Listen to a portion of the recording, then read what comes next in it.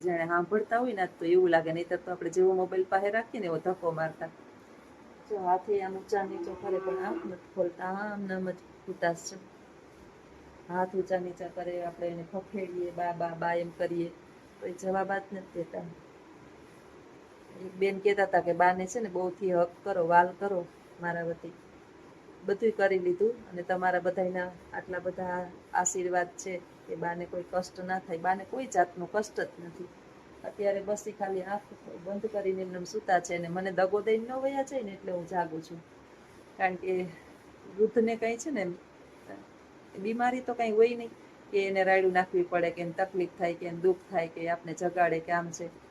એને તો બસ આ ઉંમરનો થાક છે, બીજું તો એના જીવનમાં કાંઈ છે જ નહીં હવે. ને અત્યાર સુધી વાંધો નહોતો, ચાર પગે દોડતા હતા. આજ મારી માં હું સ્કૂલેથી આવી ને તો એ મને સવારે એમ કહેતા હતા કે બેન આ તાર બા છે ને, કે તાર હાહુ છાના મુના એમને એક ને એક જગ્યાએ કીધા છે, કે આમ ભાગતા ભાગતા નથી, જાગતા હતા એને સામું જોતા હતા. અને બપોરે અમે જમવાનું લીધું ને ત્યારે એ જમવા એની મેળે આવ્યા નહીં તો એ 4 પગે થતા હજી તો અમે વાસણ લીધા ના હોય ને ત્યાં તો અમારી પહેલા એ 4 પગે પહોંચી ગયા હોય. આજે ના આવ્યા. આજે ખવડાવ્યું ને મેં મારી હાથે એને અહીંયા પથારીમાં. બાઈએ મારી માએ ઓશીક ઊંચું કર્યું, ટેકો દીધો અને મેં એને જમાડ્યું તો સરસ જમી લીધું. પાછું બપોરે પછી 6-7 વાગે શીરો બનાવ્યો પ્રસાદનો ધરવા, તો એ વાટકી એક ભરીને મારા નણંદે ખવડાવ્યો તો ખાઈ લીધો.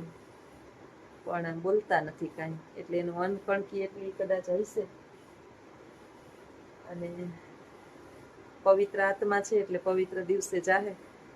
કારણ કે જીવનમાં એણે આપણે કહીએ ને કે ચોખ્ખી નાર, ચરિત્રની ચોખ્ખી નાર હોય ને એ સતી હોય સાક્ષાત. આ પૃથ્વી પર અત્યારે ચોખ્ખી નાર ઓછી જોવા મળે સ્ત્રી.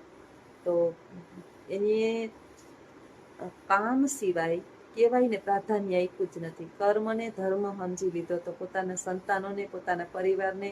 પરિવાર તો ઠીક છે, હું તો એની દીકરાની વહુ હતી ને તો મને સુખી કરવા માટે થઈને એણે એના દેહને તોડી નાખ્યો. તો આવી સ્ત્રી જગતમાં, આવી હાહુ ક્યાંય જગતમાં જોવા ન મળે. આખું વિશ્વ ફરી ગયો ને આવી માં જોવા ન મળે. એટલે આજે હું કાંઈ પણ છું અને ક્યાંય પહોંચી છું, મારા સંતાનોને મેં અહીં પહોંચ્યા. બધું શ્રી બાને જાય છે. એટલે સૌથી વધારે છે ને તકલીફ મને અત્યારે થાય છે કે મેં ભલે ગમે એટલું એનું કર્યું, પણ તો એના ઋણમાંથી તો હું જીવનમાં ક્યારેય છૂટવાની જ નથી. 4:45 થઈશ માથે અત્યારે, 2માં થોડીક જ વાર છે. બેઠી છું પાસે લાઈટ કરીને, નીંદર આવતી નથી. ગજેન્દ્ર મોક્ષ અટાણ સુધી સંભળાવ્યો હતો એટલે મેં કીધું હવે આ બેને નીંદર ચડી ગઈશ ને તો હવે થોડીક વાર મોબાઈલ બંધ કરી. હું પાસે બેઠી શ્લોક બોલતી હતી તો વિચાર આવ્યો કે તમે બધાએ કીધું હતું ને કે બેન બાના છે ને અંતિમ શ્વાસે અમને વિડીયો બનાવીને મોકલજો, તો વિચાર આવ્યો કે હાલ એકલી હું કરું. જો આમ જ ઉતાસ મોઢું ખુલ્લું રહી ગયું છે, મોઢું બંધ કરું ને મોઢું તો પહેલેથી જ ખુલ્લું રહે છે.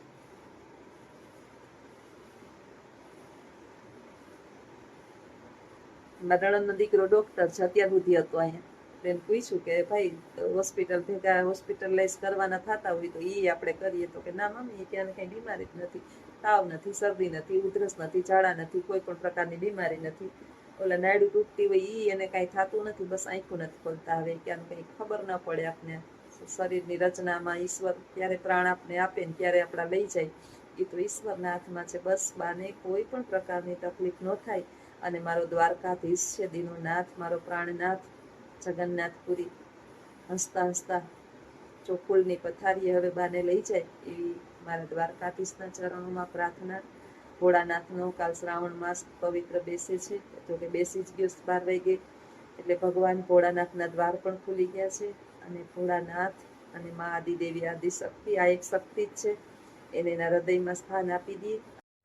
સીતારામ બધાયને. રાતના 2 વાગ્યા છે. આજે બધા બેનો દીકરીઓને આવ્યું છે, બાની દીકરીઓને, દીકરાને અને બાને આજે તબિયત કાલ 3 વાગ્યાની આજે સવારના રોંઢાના 3 વાગ્યાની થોડીક નરમ ગરમ હતી, એટલે બધાને ફોન કરીને તેડાવી દીધા છે. અત્યાર સુધી ગજેન્દ્ર મોક્ષ ચાલુ હતા.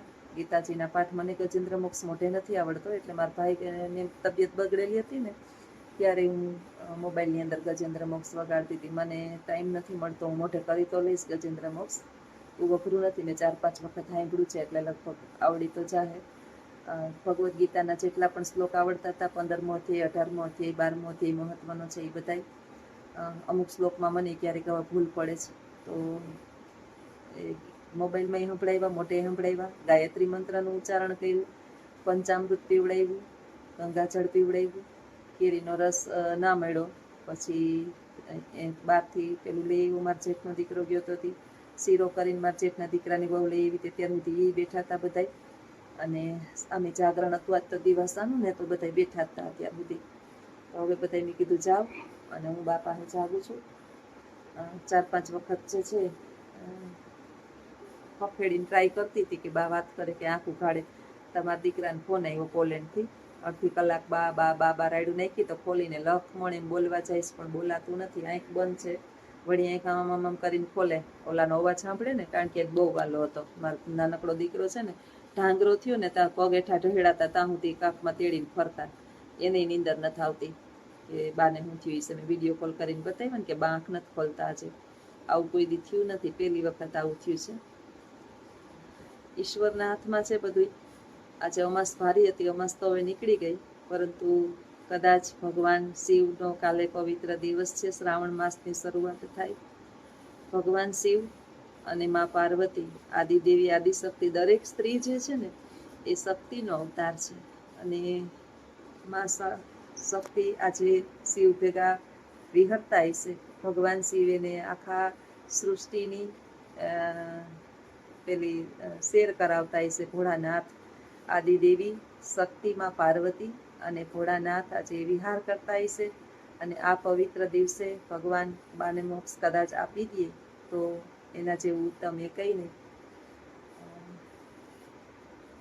માવતર તો 100 વર્ષે જાય ને તો એ સંતાનોને કાર પડે, પણ મા બાપનું દુઃખ જે છે એ જ્યારે વધી જતું હોય ત્યારે આપણે આપણા મુખેથી કહેવું પડે કે ભગવાન હવે મારી માને જાજુ કાંઈ ન દેખાડતો, બહુ જોઈ લીધું એણે, બહુ જે છે ને એ નરકાગ્રહે છેલ્લે એણે કોઈ દિવસ જીવનની અંદર એણે કોઈનું ખરાબ નથી કર્યું, કોઈનું નહીં. હું આવી 32-33 વર્ષ થયા, મને દુઃખ નથી દીધું. દીકરીની જેમ મને એની હાંચવી, એવી ટ્રેનિંગ આપી. આજે હું હોશિયાર છું, કદાચ કંઈક 2 શબ્દની ભાન પડતી હશે મને, તો બધું દેન મારી મા જનેતાને નથી શ્રેય જાતો, એ મારી બાને જાય છે. અને તો મા દીકરી બે એની પાછળ હતી.